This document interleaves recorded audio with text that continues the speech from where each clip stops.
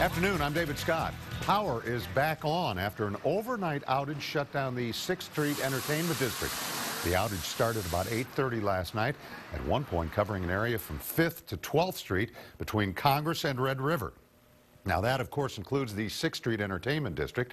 As Dustin Blanchard reports, it made for a bad night for business. It's back to normal on 6th Street, but Saturday night was a different story. The lights went off, the bars closed. Jeez, it was so disappointing. Austin Energy says the outage started at 8:30, but by 11:30, it was too much for their triple redundant system to handle. That's when 6th Street went completely dark. Power's out and business was done for the night. Police and firefighters responded fast and in force. They say all the bars closed without incident. But bar owners say the outage had a huge cost. One estimated the total cost in the millions.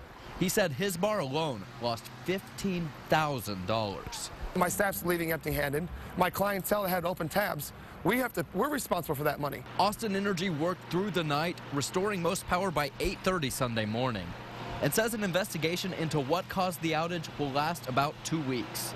We'll test it so that we can determine completely what caused it, where failures occur to the extent that they did, and we can work, of course, very hard to try to make sure that this doesn't happen again in the future. Bar owners say it shouldn't have happened in the first place. We rely on the city for this business. We rely on them for everything, our communication and our electricity, and unfortunately we didn't have that tonight. It's very disconcerting.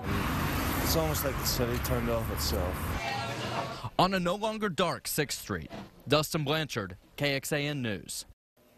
And prepare for some delays if you drive I-35. Starting in just a couple of hours, TxDOT is going to close down the north and southbound lower decks between Airport and MLK from 9 p.m. to 5 a.m. They want to have some outdated rails on the bridges be replaced. Jacqueline Inglese joining us live.